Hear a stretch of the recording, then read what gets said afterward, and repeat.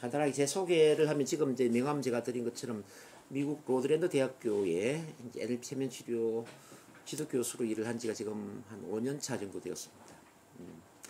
원래는 그 25년 전에 제가 스피치 교육을 시작을 해가지고 스피치 커뮤니케이션 소통 쪽의 교육을 시작을 하면서 뭐 하다 보니까 주로 발표 불안증 관련된 사람들을 많이 만나게 되었어요. 그냥 말을 잘하기 위해서 오는 사람도 물론 있긴 있는데 그 10명 중에 한 7명, 8명은 너무 긴장되고 떨려서 실수할까봐 두려워서 남들이 나를 어떻게 생각할까 뭐 이런 그 무대 공포증, 뭐 발표 불안증, 더 심하게는 뭐 대인 공포증 이런 분들이 많이 오시더라고요. 그래서 이런 분들을 어떻게 하면 치료하고 변화를 시킬까 고민을 하던 터에 제가 시작한 게 지하철 스피치라는 걸 시작을 했죠. 지하철에 칸을 돌면서 스피치하는 그런 걸 한 10년 가까이 했어요. 근데 지하철을 하다 보니까 물론 뭐 자신감을 얻는 분들이 굉장히 많이 있었습니다. 왜? 두려움의 끝은 자신감이잖아요. 두려운 행동을 하면 자신감이 커지는 건 당연한데, 근데 그렇게 해서 도움을 받는 분도 많이 있었지만은 그런 활동을 통해서도 또 바뀌지 않는 분들이 있었어요.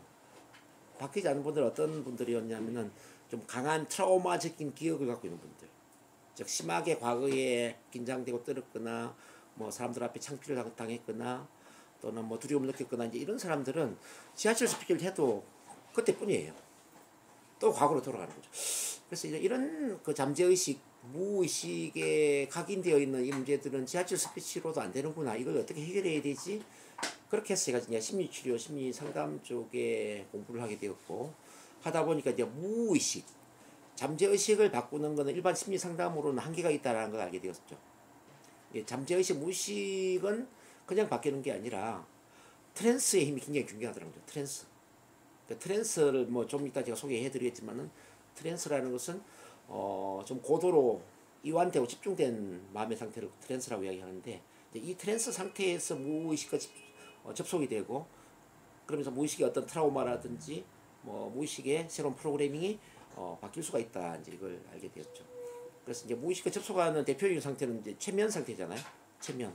그러니까 최면 치료가 유용하고, 그다음에 오늘 또 소개할 NLP 치료나 또 시간선 치료, 뭐 전생 치료, 빙의 치료, 뭐 또 명상 치료 이런 것들이 이제 트랜스와 다 연결되어 있는 그 기법들인데, 그래서 제가 뭐 최면을 공부하고 NLP를 공부하면서 그러면서 이제 최면 NLP 치료하고 또 스피치 교육하고 같이 통합을 하니까 이게 너무 효과가 좋았어요. 일반 스피치 학원에서 1년, 2년 다녀도 긴장 떨림이 해소되지 않는 사람이 NLP 최면 치료를 하면서 여기 스피치 교육을 같이 통합하니까 거의 뭐 한두 달 만에 좋아지는 경우들이 굉장히 많이 있었습니다. 그러다 보니까 제가 심리 치료 쪽으로 많이 확장이 됐겠죠. 그러니까 처음에는 스피치 교육이었지만 나중에 이제 우울증, 뭐 불면증, 뭐 분노 조절 장애, 또는 공황 장애, 또는 뭐 조현병, 빙의 증상, 또 영적 뭐 치료 이런 쪽까지 이제 확장이 된 겁니다. 그렇게 해서 제가 이제 25년 동안 한 6천 명 이상 제가 치료하고 교육을 시킨 것 같고요. 그 과정에서 우연히 제가 로드랜드 대학교에 이제 NLP 특강을 가게 되었는데, 거기 우리 총장님하고 좋은 인연이 돼가지고 제가 그쪽에 또 대학 교수까지 되어 있는 상태입니다. 어쨌든 간단하게 제 이제 소개는 그렇게 해드렸고, 어쨌든 이제 뭐 지금 저의 이제 자랑을 조금만 더 한다면은 오늘 이제 우리 최희정 선생님을 위해서 자랑을 한다면은, 선생님이 이제 체면 NLP 공부를 하기를 원하는 분이니까 제가 조금 자랑할게요. 어쨌든 체면 중에 가장 그 상위에 있는 그 전문가가 바로 체면 마스터 트레이너라고 합니다. 근데 NLP 중에 또 가장 위에 있는 또 전문가가 NLP 마스터 트레이너라고 하는데, 제가 체면 마스터 트레이너면서 또 NLP 마스터 트레이너이기도 합니다. 예. 즉 마스터 트레이너라는 것은 강사를 가르치는 강사 위의 강사라는 뜻입니다. 그런 위치에 제가 있고, 그 다음에 NLP 체면 치료를 통해서 어떤 석사학위나 박사학위를 받을 수 있는 곳이 세계에서 유일하게 로드랜드 대학교에서만 가능합니다. 자, 여기서 공부를 하면은 NLP 체면 치료 전공으로 석사학위, 박사학위를 받는 것도 가능하다는 거. 거기에서 제가 NLP 체면 치료 지도 교수로 이제 일을 하고 있기 때문에 뭐 그야말로 NLP 체면 치료로 말씀드리면 한국의 최고의 전문가다, 이렇게 말씀드릴 수 있을 것 같아요. 그러면 오늘 멀리서 오셨는데 보람이 있지 않을까 하는 생각이 드네요. 그래서 우리 멀리서 오신 우리 최희정 선생님을 포함해서 또 오늘 또 귀한 시간 내셔서 또 김명서 선생님, 네, 이름을 이제 김명서 선생님 개명하셨대요. 김명서 선생님 소중한 시간 내셔서 너무 감사하고, 또 우리 이재혁 선생님 또 오랜만에 오셨고, 또 이준환 선생님 또 귀한 시간 오후의 시간 같이 하고 있는데, 모두를 위해서 좀 환영의 박수 한번 보내시죠. 네, 감사합니다. 어쨌든 여기서 우리가 교육하는 과정을 조금 소개해드리면, 뭐 이게 프로그램의 3번 보면요, 3번에 보면 국제공인 LP 프랙티셔너 자격증 과정이 있고, 국제공인 LP 마스터 프랙티셔너 자격증 과정, 뭐 국제공인 시간선 치료사 자격증 과정, 국제공인 체면 상담사, 국제공인 체면 치료사, 국제공인 임상 체면 치료사, 국제공인 의학 체면 치료사, 국제공인 전생 치료사, 국제공인 빙의 치료사, 국제공인 에릭슨 체면 치료사, 그리고 LP 동기부여 명광사 자격증 과정, 첫 만남 치유 스피치 지도사 과정, 이렇게 대충 한 12가지 과목이 진행이 되고 있고, 이 12가지 과목이 전부 이제 대학원 석사 박사 과정의 과목으로 연결되어 있고 학점으로 인정받을 수 있고요. 이걸 제대로 하면은 이제 석사 과정은 1년 4학기, 박사 과정도 1년 4학기 이렇게 해서 학위가 나갈 수가 있습니다. 오늘은 이 중에 이제 NLP 체면이 워낙 방대하기 때문에 좀 관심 있는 기본 과정을 제가 좀 소개를 해드리는 쪽으로 그렇게 가면 좋을 것 같아요. 중간중간 질문하시면 난 이런 게 좀 궁금해요 하면은 제가 궁금해하는 부분들을 조금 더 심도 있게 이야기하고, 필요하다면 또 체험하는 것도 가능하니까요. 뭐 체험도 제가 시켜 드리는 걸로 하겠습니다. 네. 혹시 이제 시작하기 전에 뭐 나머지 분들은 다 이야기 들었는데, 우리 최희정 선생님 혹시 NLP 체면 쪽에 오늘 특별히 좀 듣고 싶거나 체험하고 싶은 부분이 있으면 미리 이야기해 주시면 좋을 것 같아요. 아니면 제가 일반론적으로 쭉 갈 것이고. 주변에서 보면 네. 요즘에는 얘기해도 되나? 뭐 예, 말씀하세요. 뭐든지. 가정이 온전한 가정이 없잖아요. 온전한 가정이 없죠. 겉에서 보기는 진짜 화목하고 다 좋아 보이고. 네, 그렇죠. 속을 보면은 다 맞아요. 힘든 가정이 많잖아요. 네네. 그러니까 가족 치료 쪽에. 남자들은 별 문제가 안 되는 것 같아요. 아니면 말고가 많은 그분한테는 해당 사항이 없어요. 예. 아니면 말고는 감명이 있는 반면에 여자분들은 그래도 가정을 아직까지는 유지해야 된다는 쪽이 많이 있는 것 같아요. 근데 그런 반면에 틀린 거 보면 괜찮아요. 우선 이제 지금 말씀드리는 부분은 이제 이게 마음의 힘을 다루는 부분인데, 이제 마음의 힘을 강하게 이야기한 분 중에 이제 윌리엄 제임스라는 분이 이런 이야기 했지 않습니까? 우리 시대의 가장 위대한 발견은 마음의 태도를 바꾸기만 함으로써 자신의 인생을 바꿀 수 있다는 사실이다. 이건 누구나 뭐 잘 알고 있는 내용인데, 근데 이제 일반 심리학도 이제 이런 그 윌리엄 제임스의 이론을 토대로 어떻게 하면 마음의 태도를 바꿀까 라는 목적을 가지고 발전되어 왔다고 봐요. 근데 이제 일반 심리학과 그럼 NLP에는 어떤 차이가 있느냐? 일반 심리학은 주로 의식 차원이고요.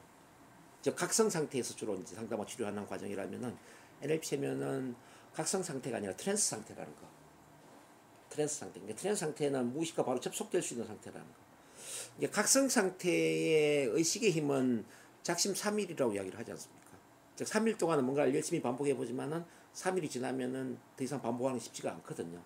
근데 우리가 이제 트랜스 상태에 무의식과 바로 접속을 해버리면은 단 한두 번의 상담이나 치료를 했는데도 불구하고 프로그램 자체가 완전히 바뀌어 버릴 수가 있다는 거죠. 실제 저는 치료를 많이 해보면 공황장애 같은 경우는 일반 뭐 병원에서 1년, 2년 약을 먹어도 안 되고, 일반 심리상담센터에서는 뭐 치료를 1년, 2년 해도 안 되는 이런 분들이 NLP나 체면을 통해서 한두 번 치료를 하는데 완치가 되는 경우들이 굉장히 많이 있거든요. 정말 굉장히 많이 있고, 불면증 같은 경우에도 불면증 어떤 수면제를 먹고 뭐 1년, 2년 고생하던 분들이 저랑 체면 치료 한두 번 하면서 완치가 되는 경우도 굉장히 많이 나온단 말이에요. 그러면 이 체면 NLP 왜 이렇게 효과적이냐? 이거는 무의식과 바로 접속이 되기 때문에 그래요. 그래서 바로 접속이 된다는 이야기는 바로 프로그램을 바꿔버리는 거지. 그래서 이제 이 컴퓨터를 가지고 이해하면 훨씬 더 쉬울 것 같은데, 컴퓨터에 그 바이러스가 먹으면 작동이 잘 안 되지 않습니까? 그럼 우리가 어떻게 치료하죠? 컴퓨터를 이제 백신이나 알약이나 또는 백업 기능이나 뭐 이렇게 해가지고 치료를 하지 않습니까? 그러면 다시 원상태로 복귀가 되는 거거든요. NLP 체면도 이른바 이제 바이러스 먹은 프로그램을 치료하는 이 백신 알약이나 백업 기능처럼 우리 무의식에 잘못 각인되어 있는, 잘못 프로그래밍 되어 있는 그런 트라우마나 그런 충격적인 마음의 상처나 아픔을 순식간에 바꿔버린다. 그래서 NLP 체면 관점에서 본다면은 변화는 순식간에 일어난다라고 이야기할 수 있어요. 변화는 순식간에 일어날 수 있다. 근데 일반적인 심리 상담은 순식간에 일어나는 게 아니라 점진적으로 서서히 일어난다 이렇게 이야기하는 거예요. 그래서 어떤 분이 일반 심리 상담, 일반 심리 치료와 NLP 체면 치료는 어떤 게 달라요? 라고 질문할 때 저는 어떤 속도의 차이를 보거든요. 속도. 첫 번째 속도. 두 번째 어떤 완성도. 자, NLP 체면은 그 완치가 된다면 일반 심리 상담은 할 때는 좋지만은 하지 않으면 과거로 돌아간다는 거. 고무줄처럼. 그리고 속도로 본다면은 일반 심리 상담이 서울에서 부산까지 걸어서 가는 천천히 가는 효과라면은 NLP 체면 치료는 비행기를 타고 가는 효과다. 이렇게 비유한다면은 그 효과가 좀 비교가 되지 않을까 싶어요.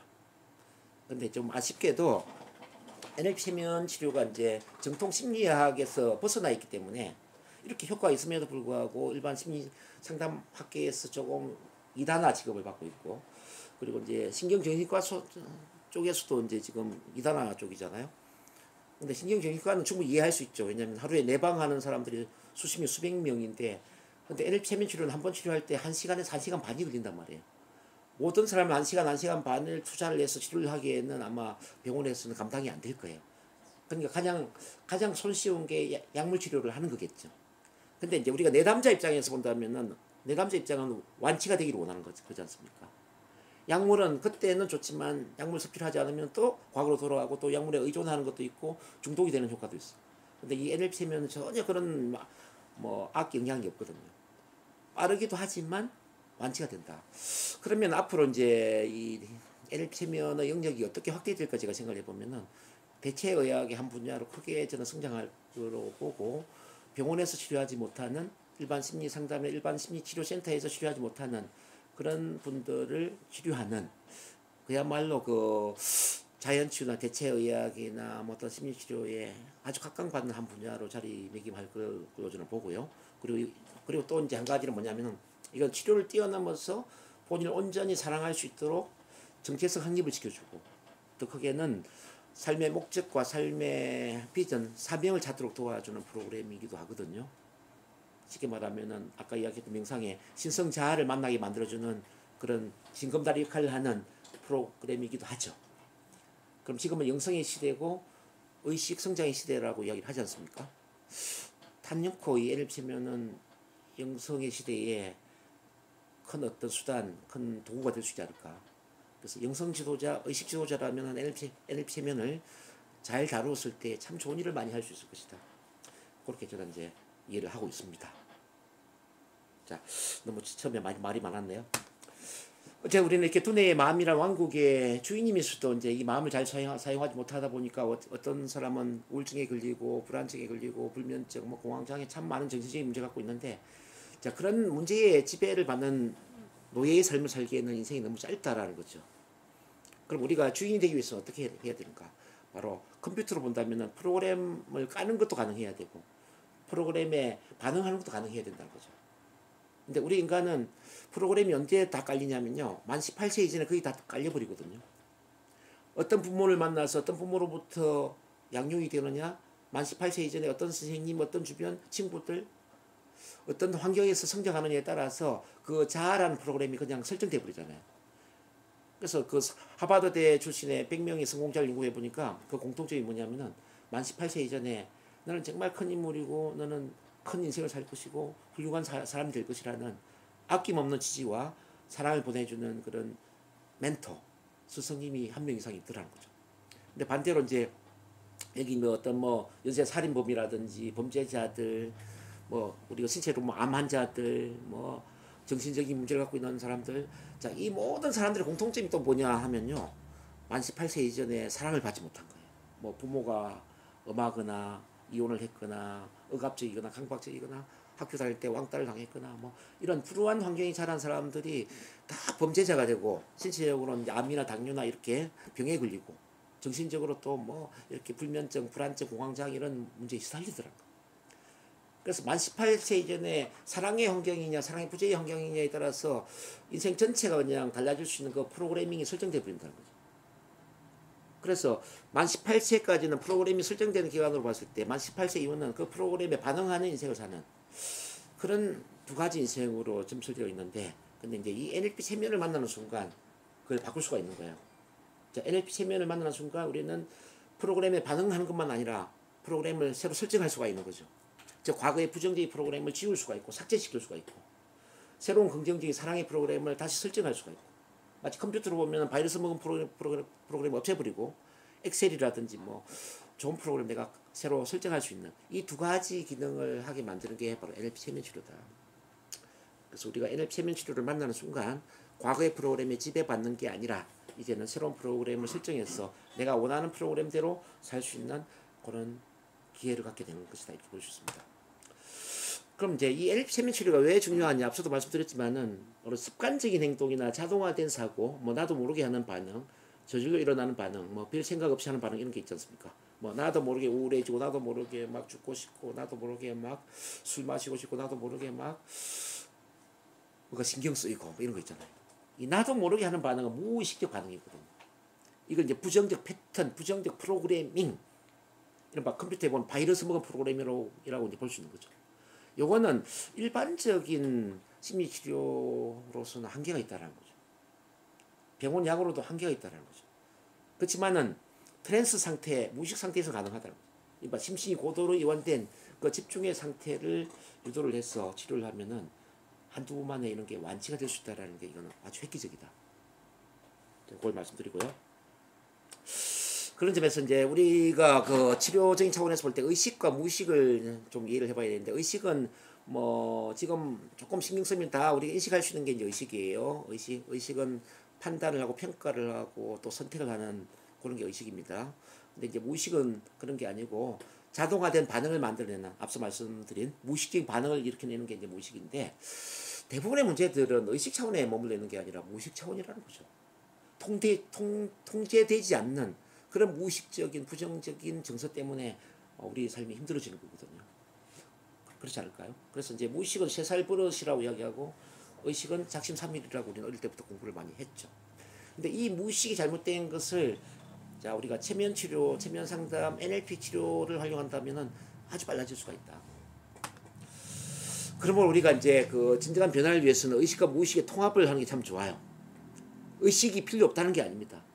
의식은 관심과 노력을 기울여야 됩니다. 여러분들은 여기 의식의 힘으로 여기 이제 앉아 있는 거예요, 지금. 의식적으로 오늘 일요일 오후 1시에는 부천 송내역의 정동문 교수를 한번 만나봐야 되겠다. 선택을 하셨어요. 그러면서 귀중한 시간을, 소중한 시간을 이게 투자를 하셨단 말입니다. 이게 의식이에요, 의식. 근데 무의식은 뭐냐면 새로운 프로그래밍이 돼야 돼. 즉 과거에 그 나도 모르게 하는 부정적인 패턴이 아니라 나도 모르게 하는 긍정적인 패턴을 바뀌어야 돼요. 뭐 나도 모르게 자신감이 생기고 나도 모르게 막 일이 잘 될 것 같고 나도 모르게 사람이 사랑스럽고 나도 모르게 어쨌든 긍정적 감정을 느끼는, 자, 이 상태를 만들었을 때에 우리는 진정한 변화가 일어났다, 이렇게 볼 수 있습니다. 여기 이제 발표 불안으로 오는 사람들은 이제 과거에 나도 모르게 긴장되고 떨려, 이건 부정적인 프로그램이잖아요. 근데 여기서 관심을 가지고 계속 훈련하고 또 치료받다 보니까 나도 모르게 편안해지네, 나도 모르게 말하는 게 즐거워지네, 나도 모르게 막 자신감이 넘치네, 이러면 뭐예요? 프로그램이 바뀐 거죠. 이거는 무의식적인 차원의 변화죠. 우리 이준상 선생님 지금 말할 때 좀 재미있죠? 나도 모르게 재미있으시죠? 옛날에 나도 모르게 그 말하기 힘들었잖아요. 해피하고 싶고. 그러면 이제 이게 무의식 차원의 변화가 일어났다, 이 말이에요. 이렇게 변화를 할 때 진정한 변화가 일어난다, 이렇게 볼 수 있습니다.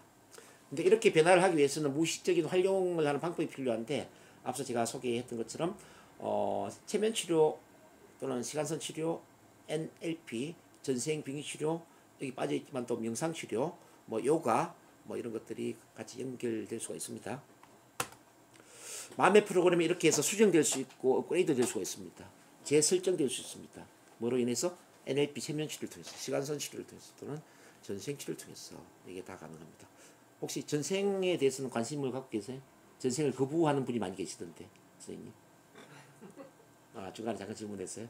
혹시 내가 설명을 어디까지 해야 되나 싶어가지고. 듣기만 했어요. 듣기만 했어요.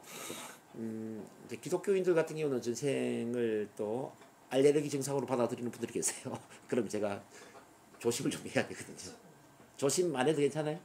어, 실제 이제 그 프로그램 우리가 마음의 프로그램을 바꾸다 보면은 문제가 태어난 이후에만 있는 게 아니라 엄마 뱃속 안에 태아 시절에 있는 경우도 있고 태어나기 전에 혈통도 있거든요. 혈통. 이제 어머니의 마음, 아버지의 마음, 더 크게는 할아버지, 할머니, 그 위에 정조 할아버지, 고조 할아버지 이 마음들이 이 무의식 패턴들이 지금 현재 저의 무의식과 연결되어 있다라는 거. 요걸 이제 여러분들이 이해를 하셔야 돼요. 그리고 이제 전생도 보면 전생 믿건 안 믿건 관계없이 치료를 해보면은 3명 중에 1명은 전생으로 가요.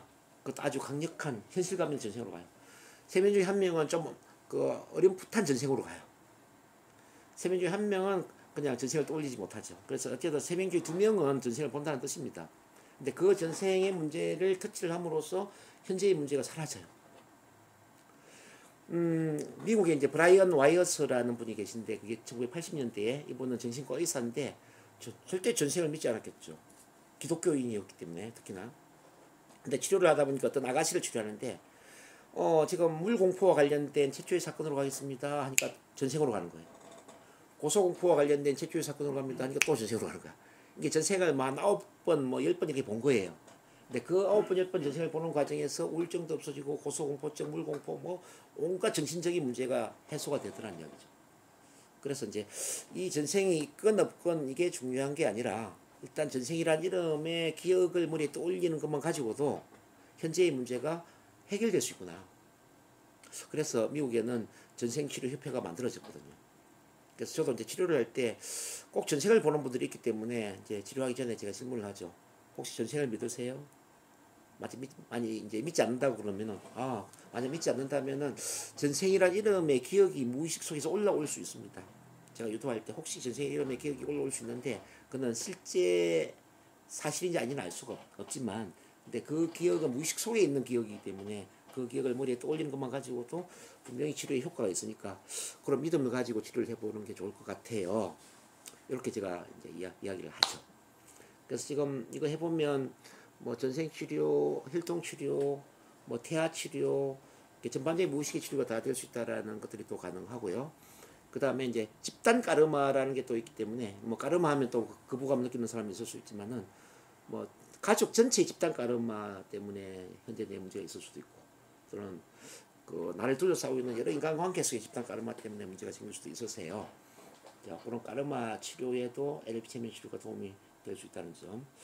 그리고 이게 또 확대되다 보니까 이제 LBL이라는 프로그램이 이제 발달되게 되는데 LBL은 뭐냐면 Life Between Lives. 삶과 삶 사이의 삶이라는 뜻입니다. 우리가 이제 전생과 현생 사이에 그 공간이 있겠죠. 그 공간은 어디죠? 저 선상세계죠. 영계, 광명의 세계죠. 우리가 태어나기 이전에 그 영계에서 어떤 과정을 거치면서 태어나는가? 태어나기 이전에 영계에서 어떤 인생의 시나리오를 가지고 태어나는가? 이런 것조차도 체면을 통해서 가능할 수 있다는 거죠. 참고로 이제 마이클 뉴턴 박사는 그 한 분야를 개척하고 그 분야를 전문적으로 연구했던 분인데요. 그래서 뭐 영혼들의 여행, 영혼들의 시간, 영혼들의 기억 이런 이제 다양한 책을 남기고 이분은 이제 돌아가셨는데 거기 보면 이제 수백 건, 뭐 수천 건의 그 내담제 사례를 통해서 사람이 죽으면은 어떻게 천상세계로 올라가서 어떤 과정을 거쳐서 또 어떻게 영혼의 성장을 하고 또 인생의 계획을 세워서 또 부모를 선택하고 이렇게 내려오는가 이 과정을 아주 절묘하게 책으로 써서 정리를 했죠.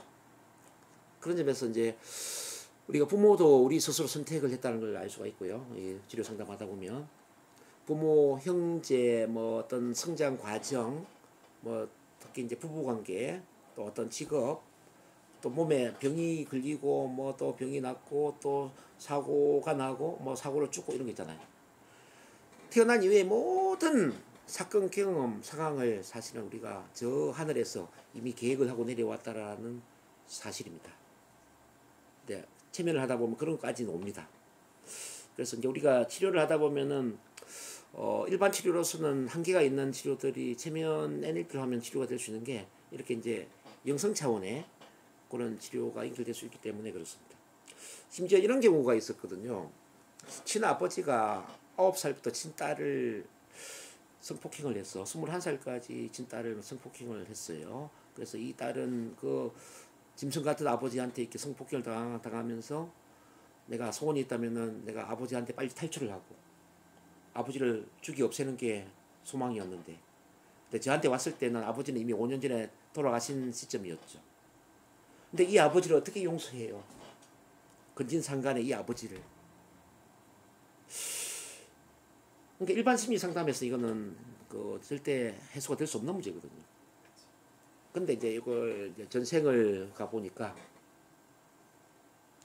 그 300년 전에 난 정말 황진이처럼 너무나 예쁜 여자였고 이웃집에 나를 짝사랑하던 남자가 있었는데 그 사랑을 받아주지 않는다는 이유로 목을 매달아 자살을 한단 말이에요. 그러면서 다짐을 해요. 내가 다음 생에 태어나면은 수단과 방법을 가리지 않고 반드시 내가 너를 내 여자로 만들겠어. 이제 그걸 보면서 이제 그 여자가 엄청 양심의 가책을 느꼈겠죠.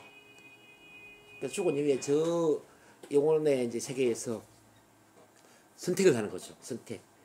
자, 이렇게 나로 인해 죽은 그 남자를 위해서 내가 다음 생에 내가 어떻게 해야 될까? 자, 그 딸로 태어나서 내가 고통을 한번 받아봐야 되겠구나. 뭐 이런 거예요. 쉽게 말하면. 그래서 그걸 알고 깨어났을 때의 그 아버지를 바라보는 마음이 어땠을까요? 이제는 아버지를 비로소 용서할 수가 있는 거죠. 근데 영적으로 볼 때는 이게 용서가 돼요. 근데 영적으로 보지 않으면 절대 그 짐승 같은 아버지를 용서할 수 없겠죠. 이렇게 까르마가 계속 이어진다 이 말이에요. 까르마가. 그래서 뭐 우리가 원수지간에 만났다, 뭐 부부지간에 이런 문제도 있고요. 왜 그 인간관계 해소되지 않는 그런 문제들은 얼마나 많습니까? 이거는 일반 상담에는 해결이 안 된단 말이에요. 근데 체면 치료를 통해서 전생을 보고 일배를 통해서 저 영계에 내가 인생 시나리오를 보게 하고, 그것도 아니면은 우리가 빈명상을 시켜가지고 신성자아를 통해 또는 수호천사를 통해서 내가 왜 이런 아픔을 겪어야 되는가, 그런 것들을 수호천사로부터 이야기를 듣게 한다면 치료는 더 빨라지겠죠. 그러니까 지금 그런 치료가 굉장히 발달되어 있고요. 거의 시스템화되어 있다고 보시면 됩니다. 선생님.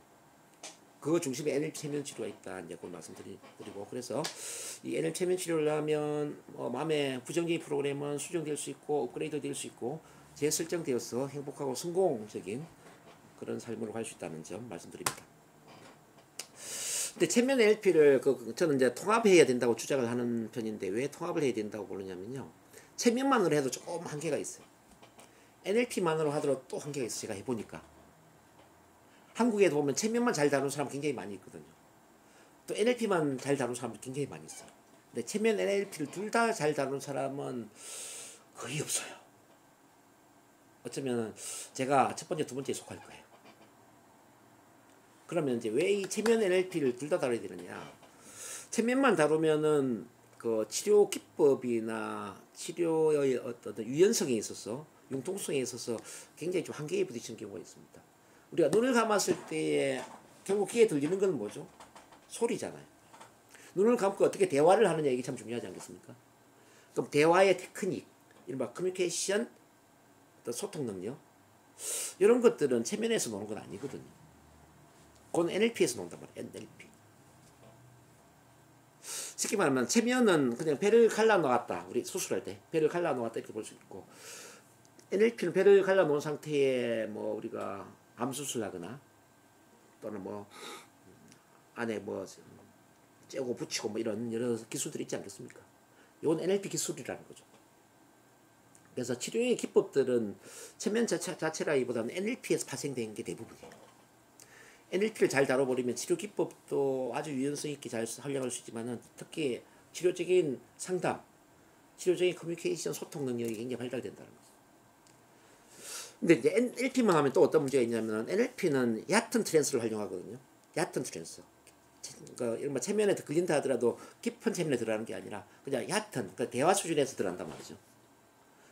근데 이제 우리가 전생을 본다든지 엄마 뱃속 안에 간다든지 저 영계로 올라간다든지 이거는 얕은 상태에서 못 올라가거든요. 이거는 깊은 트랜스로 들어가야 되죠. 그래서 이 NLP 체면을 둘 다 좀 자유롭게 유연성 있게 다룰 때 제대로 된 심리 치료가 될 수 있다는 점, 요 점을 제가 말씀드리고요. 우선 그럼 이제 그 체면부터 좀 안내를 좀 해볼게요. NLP부터 안내할까요? 체면부터 안내할까요? 뭐가 좋을 것 같아요? 우선 NLP 체면 전반적인 건 제가 이야기를 했고 무의식의 세계. 자, NLP 손 들어보세요. NLP. 그럼 NLP부터 내가 이야기할 거고. 자, 체면 손 들어보세요. 그러면 체면 두 분이 체면부터 갈게요. 체면하고 그러니까 왜 이걸 먼저 순서를 정하냐면은 체면하다 보면 체면 시간이 많이 걸려서 NLP가 시간이 부족할 수도 있기 때문에. 근데 오늘 제가 시간 조절해 볼게요. 이제 체면하면 영어로 이제 힙노시스거든요. 힙노시스의 힙노스라는 단어에서 힙노시스가 파생이 된 건데 힙노스는 잠의 신이라는 뜻이에요. 잠의 신이라는 단어에서 힙노시스 체면이라는 단어가 유발되다 보니까 사람들이 이렇게 착각을 해요. 체면에 걸리면 잠에 든 것과 비슷한 거 아니야? 잠을 자는 것과 비슷하지 않을까 이렇게 착각을 해요. 우리 최희정 선생님은 체면을 어떻게 생각하고 계십니까? 선생님 생각하는 체면이란 어떤 것이죠? 무의식에 들어가는데 예, 그거는 일반적인 이야기고요. 체면에 걸리면 어떤 상태가 될까요? 뭐 의식이 있다 없다? 의식은 있어요. 자, 그럼 이제 의식이 있는데 체면의 특징들을 한번 이야기해 볼게요. 뭐 체면에 걸리면 좀 몽롱해진다.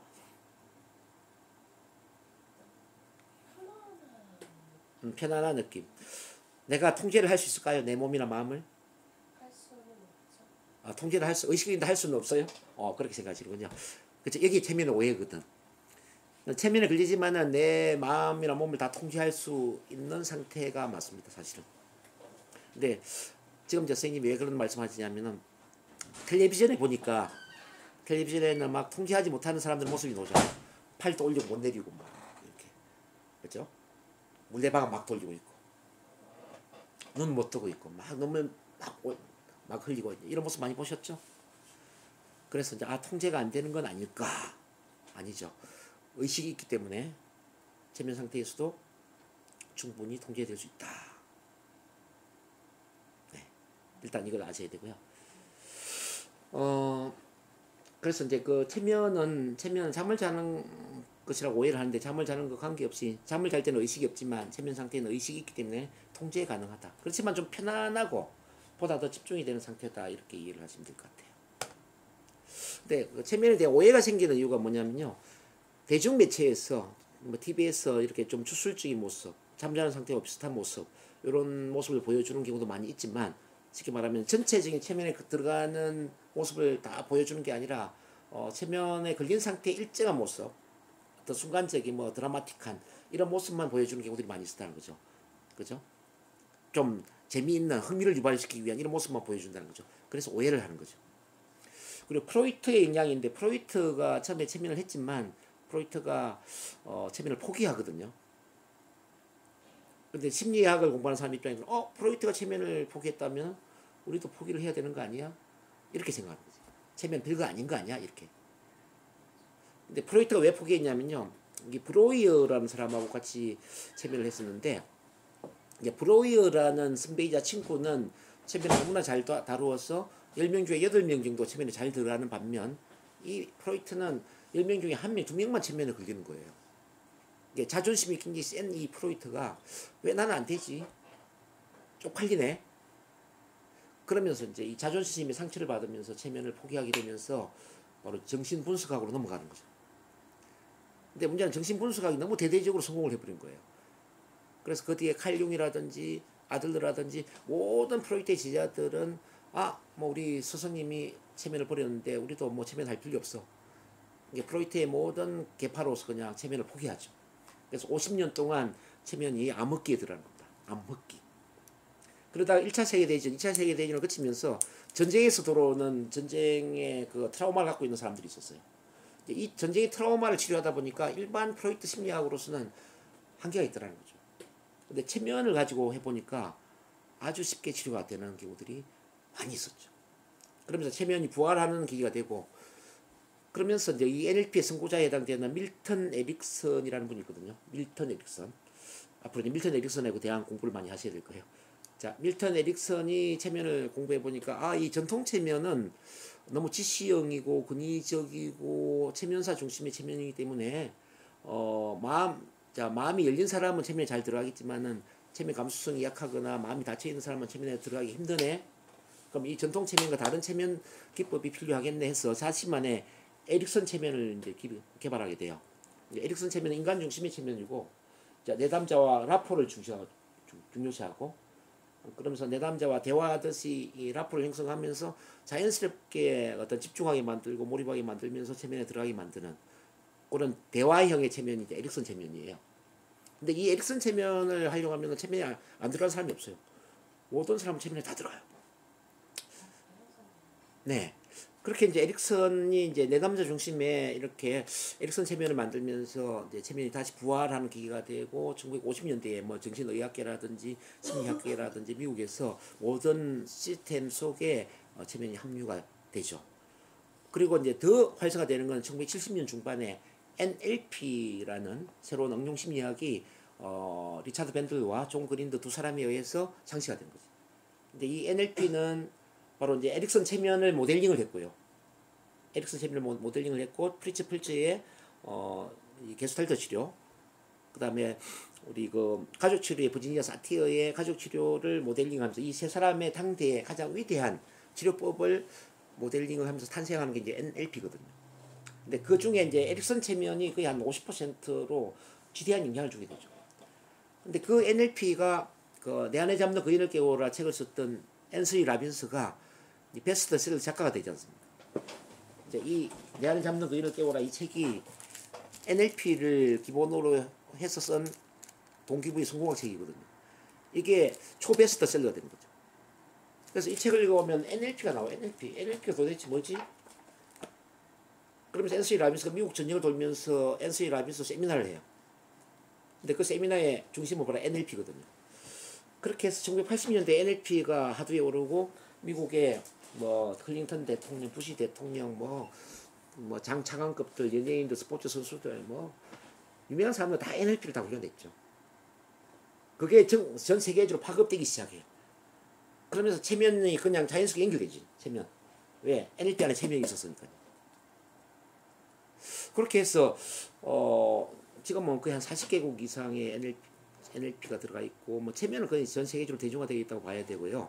우리나라 같은 경우는 1990년 중반에 전경숙 박사라는 분이 미국에서 NLP를 도입을 하면서 좀 이제 교수 입장에서 학술적으로 NLP를 보급하기 시작했는데 그때는 별로 인기가 없었고요. 근데 그 뒤에 이제 이 내 안에 잡는 거인을 깨우라 책이 2000년 초반에 한국에 출판이 되고 그 무렵에 설기무 박사라는 분이 미국에서 처음에는 전생치료로 시작을 하다가 또 NLP를 도입을 해가지고 대대적으로 또 세미나를 하기 시작하죠. 그래서 한국에 이제 비로소 NLP 붐이 일기 시작해요. 거기 뭐 그래서 설기문 박사 외에 또 심교준 박사 돌아가셨지만 뭐 윤영아 교수 뭐 다양한 그 1세대의 선구자들이 있습니다. 저는 1세대는 아니고 2세대에 해당됩니다. 근데 1세대들이 이렇게 이제 한번 쭉 물살을 일으키고 그러면서 2010년도 들어와서는 NLP가 시들해졌어요. 왜 시들해졌나 보니까 NLP를 보급한 사람들이 너무 어렵게 가르쳤어. 주로 학술적으로 막 이 NLP를 가르치다 보니까 기업체 같은 경우는 쉽게 가르쳐야 되지 않습니까? 근데 기업체 교육에는 안 맞는 거죠. 근데 지금 다시 이제 NLP 붐이 일기 시작하는데요. 왜 그러냐면 지금 영성의 시대가 된 거 아시죠? 영성의 시대. 자, 의식 혁명 시대가 됐지 않습니까?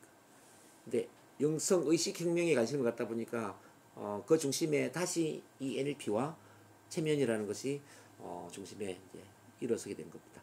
그래서 지금 NLP 체면을 공부하는 분들은 영성 시대를 주도하는 영성의 지도자가 될 것이고 의식의 지도자가 될 거라고 저는 확신을 해요. 근데 저는 어쨌든 2007년도에 이제 NLP 체면 전문가가 되면서 그때부터 세미나를 계속 해왔는데 한 번도 쉬어본 적이 없어요. 왜 그게 그러냐면 제가 처음부터 스피치 교육으로 시작을 했기 때문에 일반적인 사람들은 사람을 모아야만 세미나를 하지 않습니까? 근데 저는 스피치 교육을 통해서 계속 지속적으로 스피치 교육을 받는 분들이 있었어요. 근데 그분들에게 자연스럽게 NLP를 가르치고 또 체면을 가르치고 이렇게 하다 보니까 NLP 프랙티셔너만 제가 100번 이상을 가르쳤거든요. 플레이스테이션 하나가 120시간이에요. 100분 이상 가르쳤어요. 그러니까 뭐 가장 세미나를 많이 한 사람의 가장 임상 경험이 많은 사람이 바로 저다. 저는 이렇게 자부를 해요. 어쨌든 그런 점에서 이제 좀 이야기가 길었는데 체면에 대한 오해를 제가 이렇게 풀어드렸고요. 그러면 이제 오해를 조금 더 깊게 들어갔을 때 체면에서 아무것도 모를 것이다. 자, 의식이 있기 때문에 알겠죠. 체면은 시킨 대로 하는 것이다. 자, 의식이 있다는 건 통제할 수 있다는 이야기죠. 시킨 대로 하는 게 아니라 시키는 대로 하는 것처럼 보이는 거죠. 그러면 어떻게 왜 시키는 대로 할까요? 자, 마음이 열려 있기 때문에, 믿을 수 있는 사람이 체면을 걸어주기 때문에, 협조할 수 있는 마음이 있기 때문에, 이른바 체면적인 라포가 형성이 되어 있기 때문에 내가 시키는 대로 하는 것처럼 보이는 것이지, 나랑 가치관이 안 맞다든지 뭔가 좀 원칙에 어긋나 있다든지 부정적인 일을 시킨다든지 그러면은 내가 체면에 걸리지 않겠죠. 시키는 대로 안 하겠죠. 예를 들어 체면에 걸려 있는데 밖에서 불이야 이렇게 외쳤어요. 누가 불이 났다고 막 화재에 대한 이야기를 했어요. 그럼 계속 체면에 걸려 있을까요? 깨어나겠죠. 마치 그래서 이제 체면에 걸린 걸 이렇게 이해를 해주시면 좋을 것 같아요. 우리가 재미있는 영화를 보고 있습니다. 자, 안전한 그 환경 속에서 영화를 볼 때 영화가 너무너무 재밌어요. 그러면 영화에 몰입되어서 옆에 누가 있는지도 몰라요. 화장실 가고 싶어도 화장실에 가기가 싫어. 근데 만약에 그런 상태에서 밖에서 야 불이야 불났어 라고 이야기한다면 우리는 아마 영화를 보는 걸 중단하고 밖으로 뛰쳐나갈 겁니다. 체면도 같은 원리라는 거죠. 그래서 체면이 라포 형성이 되어서 막 몰입되어서 뭐 과거의 상처, 아픔, 또 뭐 전생 뭐 이렇게 다양한 체험을 하고 있다가 자 밖에서 어떤 뭐 큰일이 일어난다든지 이게 아니라고 생각한다든지 그러면 언제든지 내가 깨어날 수 있다. 그래서 체면은 위험한 게 아니라는 거 말씀드리고요. 두 번째는 체면은 누구나 한 번에 걸릴 수 있다. 개인차가 있기 때문에 누구나 한 번 걸리는 게 아니라 어떤 사람은 처음에는 안 걸릴 수가 있어요. 어떤 사람은 두 번째, 세 번째 걸릴 수가 있어요. 왜냐면 이제 처음에는 이해를 하는 시간이거든요. 체면 이런 거구나 이렇게 이해를 하면서 체면적인 라포를 형성하는 시간인데 그 체면적인 라포 형성이 안 됐어. 근데 막 체면을 유도해요. 그러면 안 걸릴 수 있겠죠. 그렇지 않겠습니까? 근데 이제 충분한 이해를 하고 라포 형성된 상태에 두 번째, 세 번째 체면을 걸어보니까 어떻게 될까요? 그럼 좀 잘 걸리겠죠?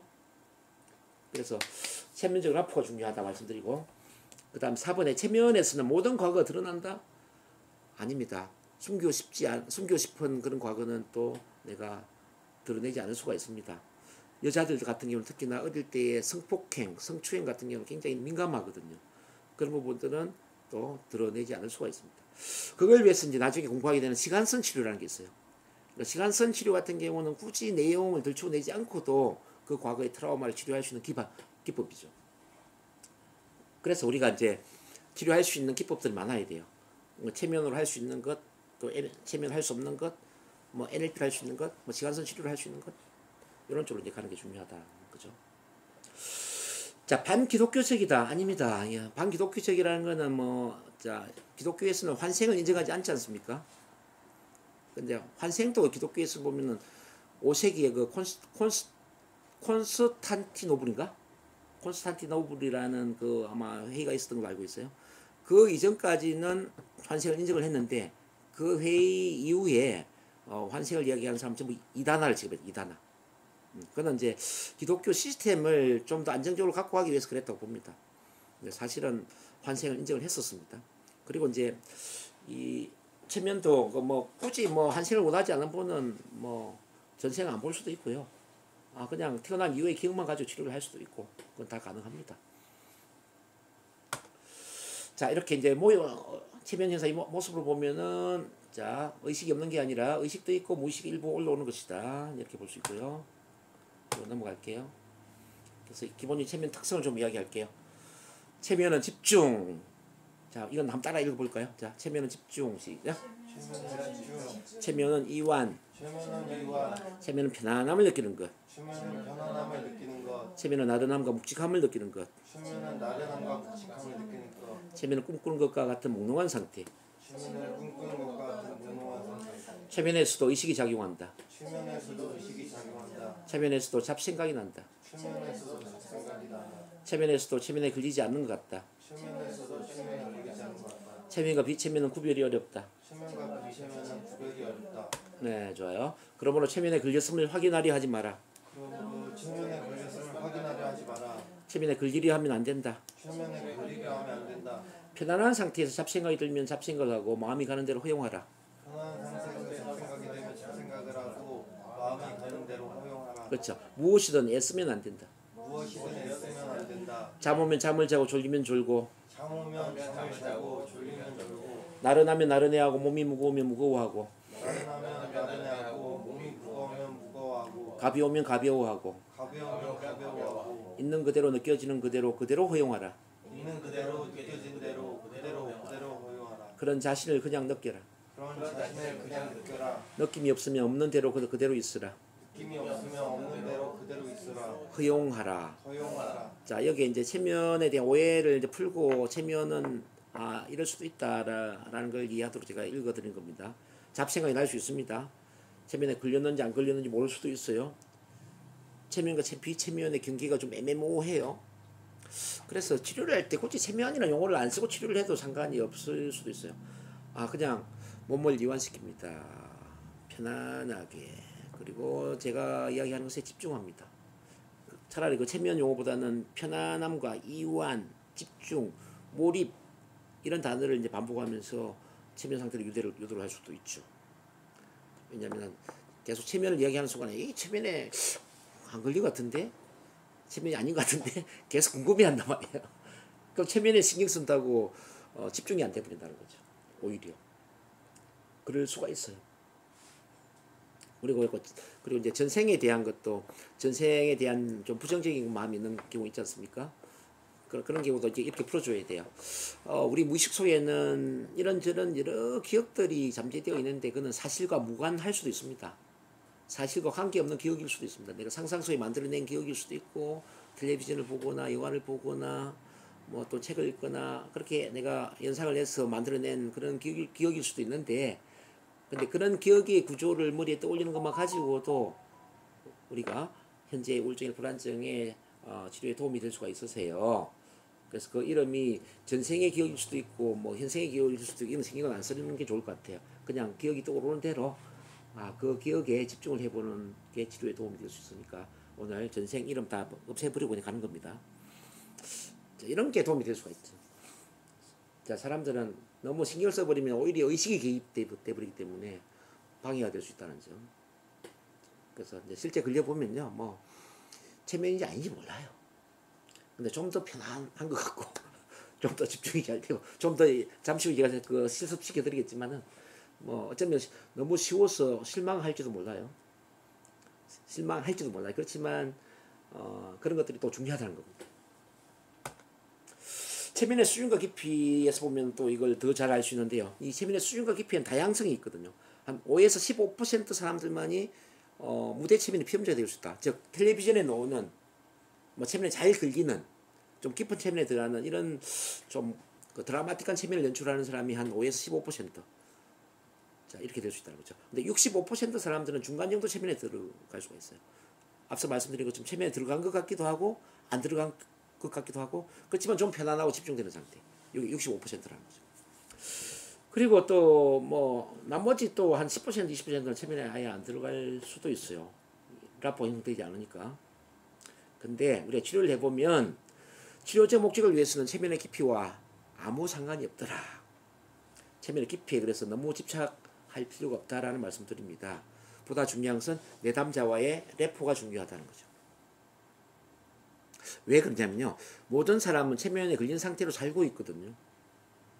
자, 체면에 걸린 상태로 살고 있다. 이게 어떤 의미일까요? 우리 준상 선생님. 그냥 무의식적으로 이렇게 말하고 그러는 경우가 많으니까 그래서 자동적인 생각으로 이렇게 비슷한 이야기인데요. 이게 체면 상태 살고 있다는 이야기는 자, 신경 쓰지 않더라도 나도 모르게 집중되는 포인트가 있다는 거죠.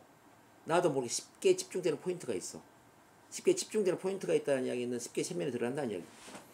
예를 들어서 내가 아주 좋아하는 바다 풍경 상상하면 어때요? 아주 좋아하는 바다 풍경 상상하면 쉽게 몰입되죠. 산을 좋아하는 사람이 내가 좋아하는 뭐 지리산이나 설악산이나 산을 상상해. 쉽게 몰입되겠죠. 내가 사랑하는 사람 상상하면 어때요? 쉽게 상상이 되죠. 뭐 그래서 좋아하는 이런 선호 장소 뭐 선호할 수 있는 어떤 꽃이나 노래나 사람 이게 다 집중의 포인트라는 거죠. 또 미래를 본다면 내가 원하는 꿈과 목표를 상상하는 거 이것도 집중 포인트를 높일 수가 있죠. 더 크게는 이제 문제라는 것도 체면의 문제. 우울증 환자는 우울증 체면에 걸려 있는 거고요. 공황장애는 공황장애 체면에 걸려 있는 거잖아요. 그렇지 않을까요? 발표 불안증은 어떨까요? 발표 불안증 체면에 걸려 있는 거잖아요. 발표 생각하면 그냥 불안해지잖아요. 불안한 장면이 나도 모르게 떠오르는 거잖아요. 발표 불안 체면에 걸려 있는 거죠. 이렇게 이제 모든 사람은 자기만의 집중 포인트를 갖고 있기 때문에 그냥 그 집중 포인트를 터치하는 순간 체면에 들어간다는 얘기예요. 그래서 체면 깊이에 너무 신경 쓸 필요가 없다는 겁니다. 치료할 때. 오늘 그 이야기를 하고 이제 잠깐 5분 쉬었다가 이제 체면 걸기를 원하니까 제가 체면 실습 좀 시켜드릴게요. 잠깐 쉬었다 할게요.